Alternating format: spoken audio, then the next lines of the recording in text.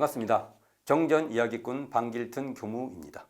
이번 시간에는 정신수양의 결과에 대해서 살펴보겠습니다. 정신수양의 목적은 천지만엽으로 벌려가는 이 욕심을 제거하고 온전한 정신을 얻어 자주력을 양성하기 위하여 수양을 하자는 것이라고 결론 짓고 있습니다. 이러한 정신수양의 목적에 도달하면 이루게 되는 결론이 바로 정신수양의 결과로, 정신수양의 결과는 명시되어 있는데요. 자, 우리가 정신수양 공부를 오래오래 계속하면 정신이 철석같이 견고하여 천만 경계를 응용할 때 마음에 자주의 힘이 생겨 결국 수양력을 얻을 것이니라고 제시되어 있습니다.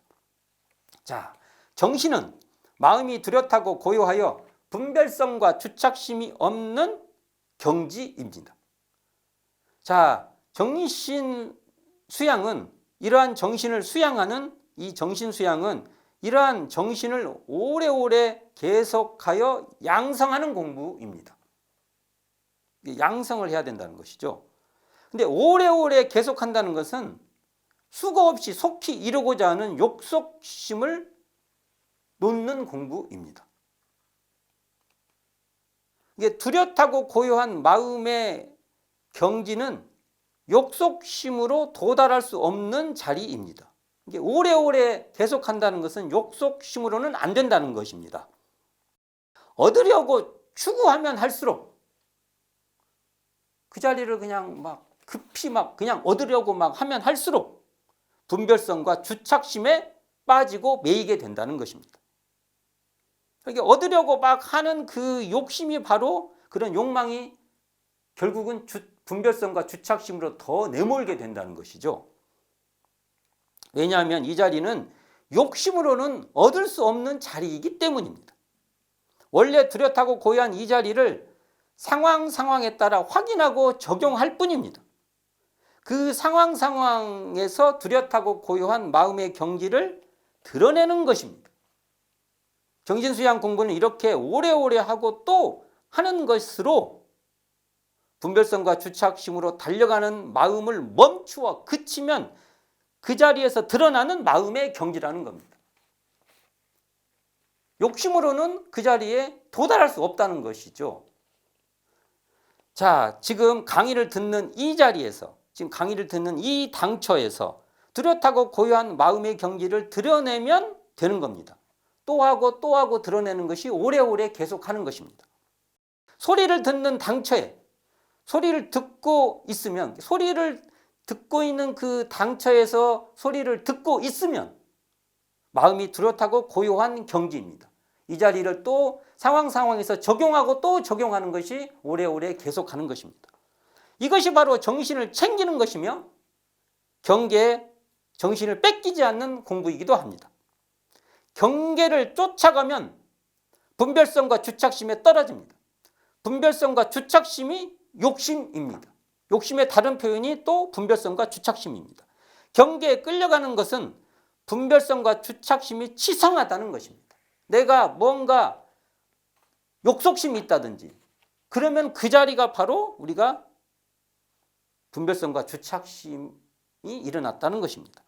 멈추어서 경계를 드러내는 그 당처에 그칠 때 온전한 정신이 챙겨지는 것이며 이때 마음이 뚜렷하고 고요하여 분별성과 주착심에 물들지 않는 경지에 들게 되는 것입니다. 이때가 바로 수양할 때고 이때가 바로 우리가 정신을 양성할 때입니다. 이렇게 온전한 정신을 우리는 확보하고 확보해 가야 되는 것이 바로 오래오래 계속하는 공부가 되는 것입니다. 온전한 정신을 상황에 따라 드러내고 또 드러내서 철석같이 견고하게 해야 됩니다. 이 자리가요, 돌과 쇠같이 무너지지 않도록 만드는 것입니다. 그래서 쇠철, 돌석, 이게 철석같이 해야 된다는 것이죠. 마음이 뚜렷하고 고요하여 분별성과 주착심이 없는 경지가 흩어지지 않도록, 무엇처럼요? 철석같이 흩어지지 않도록 오래오래 계속해야 하는 것입니다. 오래오래 하고 또 하는 것입니다. 이 말은 달리 말하면 확인하고 또 확인하고 적용하고 또 적용해서 이 자리를 확보하고 또 확보하는 것입니다. 소태산 대종사는 대종경 수행품 20장에서 정신이 끌리는 실상을 일러줍니다. 주산 송도성 선진께서 신문을 애독하여 신문을 받으면 보던 사무라도 그치고 읽으며 급한 일이 있을 때는 기사의 제목이라도 본 후에 안심하고 사무에 착수하게 됩니다. 이에 소태산 대종사는 경계해 주시면서 말씀하십니다. 내가 소소한 신문 하나 보는데 그와 같이 정신을 빼앗기니 다른 일에도 혹 그러할까 근심되노라. 사람마다 각각 하고 싶은 일과 하기 싫은 일이 있는데 범부는 그 하고 싶은 일을 당하면 거기에 끌리어 온전하고 참된 정신을 잃어버리고 그 하기 싫은 일을 당하면 거기에 끌리어 인생의 본분을 잃어버려서 정당한 공도를 밟지 못하고 번민과 고통을 스스로 취하나니 이러한 사람은 결코 정신의 안정과 해강을 얻지 못하나니라. 내가 이러한 작은 일에 너를 경계하는 것은 너에게 정신이 끌리는 실상을 잡아 보이는 것이니 너는 마땅히 그 하고 싶은 데에도 끌리지 말고 하기 싫은 데도 끌리지 말고 항상 정당한 도리만 밟아 행하여 능히 천만경계를 응용하는 사람은 될지언정 천만경계에 끌려다니는 사람은 되지 말라. 그러하면 영원히 너의 참되고 떳떳한 본성을 여의지 아니하리라 라고 말씀하십니다. 이게 주산종사에게 소태산 대종사께서 정신이 끌리고 안 끌리는 실상을 딱 말씀해 주신 겁니다. 자기 상황으로 대입해서 반드시 읽어봐야 될 내용입니다. 경계는요, 하고 싶은 일과 하기 싫은 일로 대별할 수 있습니다. 경계라는 것은 결국은 어떤 건 하고 싶고 어떤 건 하기 싫은 거죠. 경계에 끌리는 것은 하고 싶은 일을 당하면 거기에 끌리고 하기 싫은 일을 당하면 거기에 끌리는 것입니다. 그러므로 참되고 떳떳한 본성을 여의지 아니하여 정당한 도리만 밟아 행하면 천만경계를 응용하는 사람은 될지언정 천만경계에 끌려다니는 사람은 되지 말라는 겁니다. 그러니까 경계를 응용하는 사람은 돼야 되는데 경계에 끌려다니는 데 딸려서는 안 된다는 것이죠. 온전하고 참된 정신을 잃지 말고 정당한 공도만 밟아 번민과 고통을 취하지 말라는 것입니다. 그리하여 정신의 안정과 해방을 얻자는 겁니다. 자, 우리가 이 정신의 해방을 우리는 반드시 잃지 않아야 되는데, 자, 보이는 경계, 우리가 뭔가 보이지 않습니까? 보이는 경계에 끌려가지 않으면 보는 자리에, 이 보는 당처에 뚜렷하고 고요한 주인공인 이 정신이 드러나게 됩니다. 자기 스스로 확인이 되는 거죠.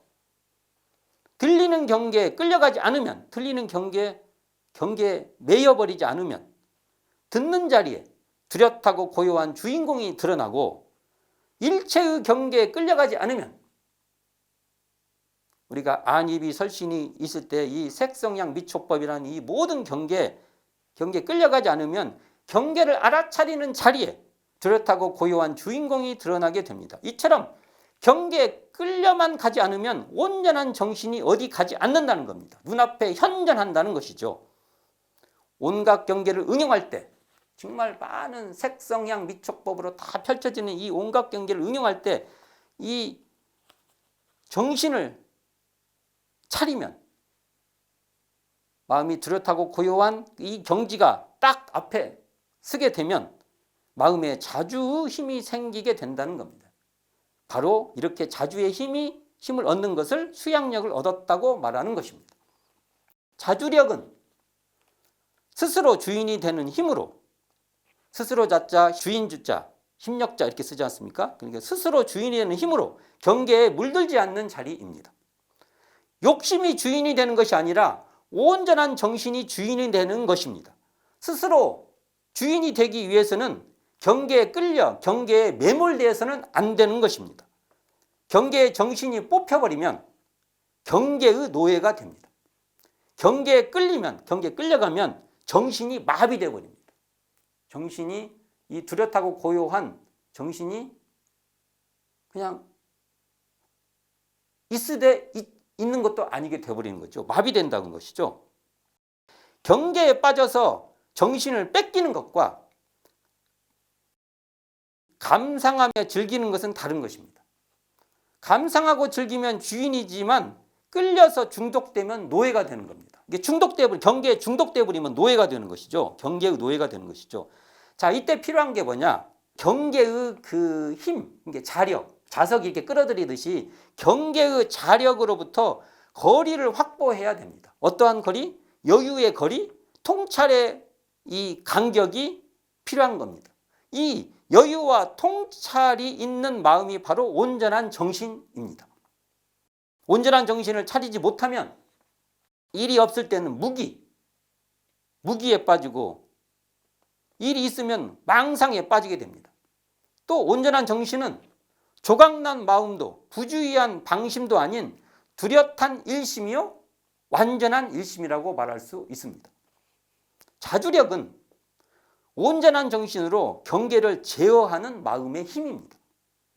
경계에 끌려가지 않고 경계에 부동한 자리가 드러나야 자주력이 생기는 것입니다. 자주힘이 생기려면 뚜렷하고 고야한 정신을 수양해야 합니다. 온전한 정신이 철석같이, 돌과 쇠같이 철석같이 견고해질 때 마음의 자주힘이 생기는 것입니다. 정산종사법어 경의편 17장에서 말씀하십니다. 정할 때 마음 나가는 번수와 동할 때 마음 끌리는가 아니 끌리는가를 대조하면 수양력 정도를 알 것이오라고 적시하고 있습니다. 정할 때, 그러니까 경계가 밀접하지 않을 때죠. 정할 때 뚜렷하고 고요한 정신을 놓친 번수를 파악하고, 동할 때 정신 뺏긴 정도를 파악하면 수양력 정도를 알 수 있다는 것입니다. 자주력이 수양력이며 온전한 정신이니 정신을 놓친 정도와 경계의 정신을 뺏긴 정도를 파악하면 된다는 것입니다. 자주력, 곧 수양력으로 밖으로 온갖 경계에 끌려가는 욕심을 제거하고 안으로 온전한 정신을 차려 경계의 주인이 되는 것입니다. 자, 수양력이라는 건요, 결국은요, 이런 쌍의 진리를 수양의 프레임으로 드러내는 성품의 발현이다. 이렇게 정리해 볼 수 있습니다. 좌선도 연불도 온전한 정신인 자주력을 양성하는 방법입니다. 연불하는 주인공, 좌선에 주의하는 그 적적성성한 주인공을 앞에 나타나게 하는 것입니다. 단순한 일심 집중이 아니라 뚜렷하고 고요한 정신의 자주력을 세우는 것이 됩니다. 자, 오늘은 정신수양의 결과에 대해서 살펴보았습니다. 정신수양을 통해서 우리가 자주력을 얻을 수 있는 공부가 절대적으로 필요하다는 것입니다. 감사합니다. 지금까지 정전이야기꾼 방길튼 교무였습니다.